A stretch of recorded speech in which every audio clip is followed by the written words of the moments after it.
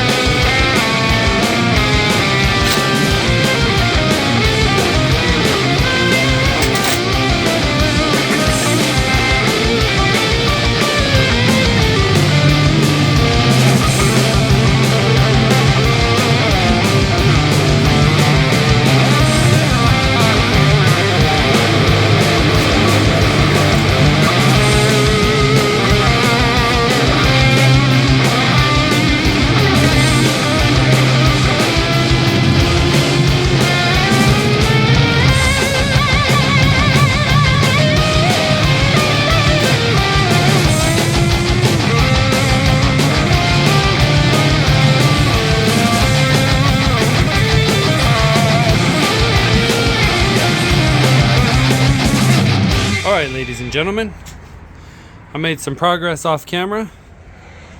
We got a few things in there. A lot of the stuff I had to do from underneath, but you saw me get this put back together. I got the intake piping in there. We'll do spark plugs and coil packs and hook up all of that next. And then finish buttoning up all of the hoses and stuff here on the top. Then we'll jump underneath. We'll finish hooking up all this intercooler stuff, all the radiator stuff. I am missing, nope, I guess it's on the bottom one. I'm missing one of these clips, so that's gonna be fun. Yeah, so we're getting there. Stay tuned.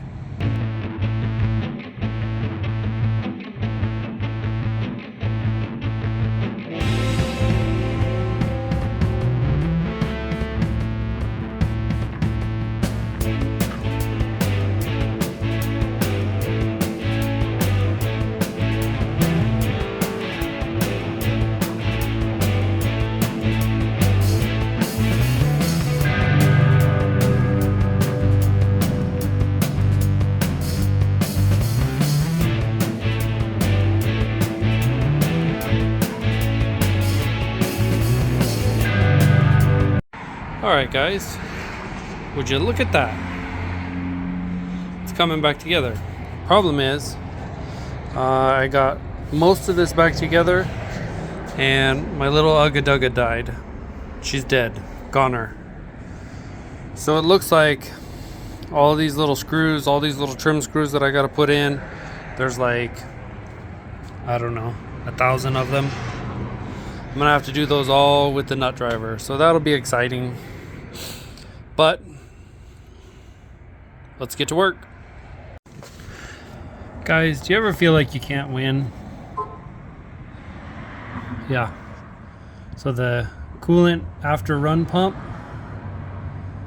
split right there. You can see something hit it. Now that could have been while I was fixing it. That could have been a lot of different things. But she's jacked. Alright. We need to get this thing going. I can order a new one of those. Not a big deal. We'll get a new one. But I wonder if for now if I can jump between these two hoses if I got a piece of pipe. And I'll just undo these clamps and hook it together. Oh boy. It's always something, right?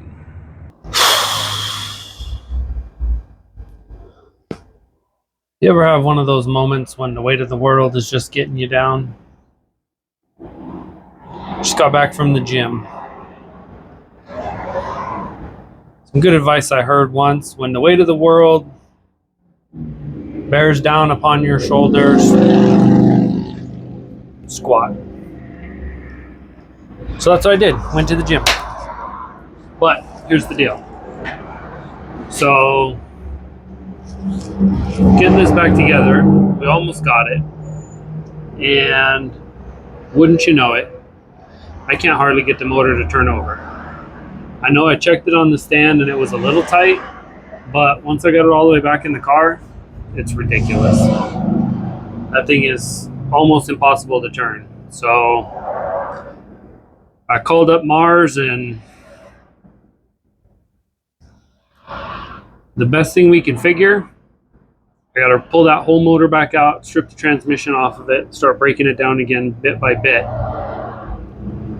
Could be balance shafts that I got are just too tight in the block. It's possible that the camshafts are a problem and they're too tight in there. Shouldn't be the case, because those are the same cams that came out. We didn't have anything machined. I don't think that's it.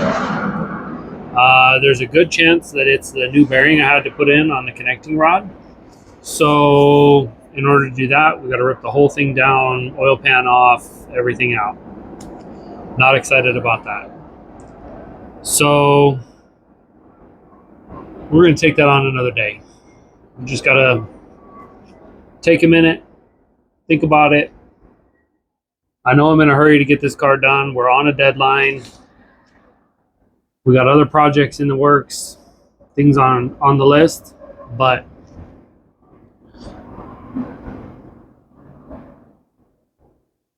we got to do things right.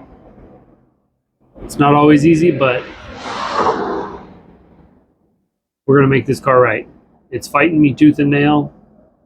You know, it just doesn't want to be. I ain't no quitter. So, a couple of days. For you guys, it'll be the next clip. And we're going to start breaking this down again. I'm going to see if I can get that motor out easier. I ought to be a pro at it by now. I'll get the coolant drain back out, get the oil back out. I think what I'm going to do is just take this front end, and instead of coming completely off and breaking the core support down, I'm going to see if I can just pivot it and hang it from the rafters and just leave it hang. I'll get some safety wire and hang it, and then that way I don't have to disconnect the air conditioning or anything like that. I don't have to deal with the breaking down the core support or any of that mess again.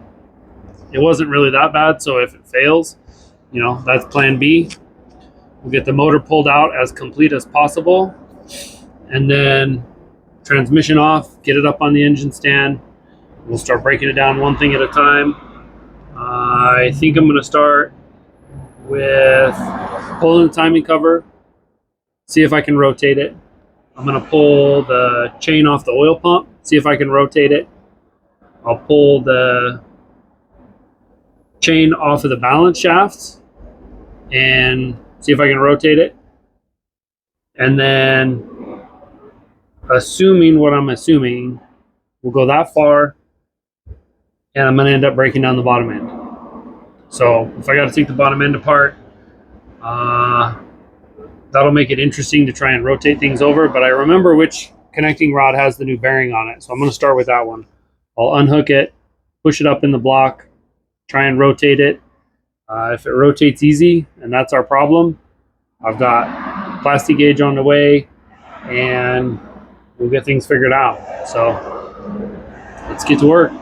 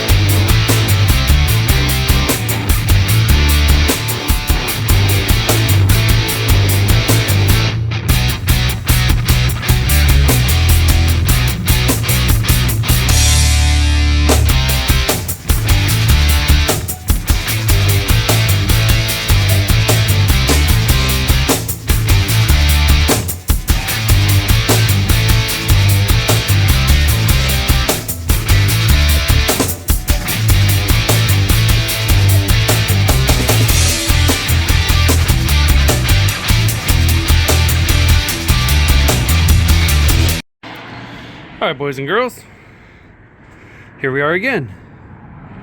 But she's out. That's something. Now we got to start working through why it won't crank over. So I think the first thing I got to do is strip some of this accessory stuff off the front, the engine bracket, and we'll pull this, we'll pull the timing covers off, and then we'll try and turn it over real careful, and then we can start unhooking stuff from there and see if it's the balance shafts or what. But if it ends up being either balance shafts or that piston that's killing me, this whole thing's coming back apart again anyway. So we'll start there, take apart as little as we have to, but as much as we need to, get her cleaned up. We'll figure this out. Well guys, my pappy always said, do it right or do it twice. Looks like I chose to do it twice.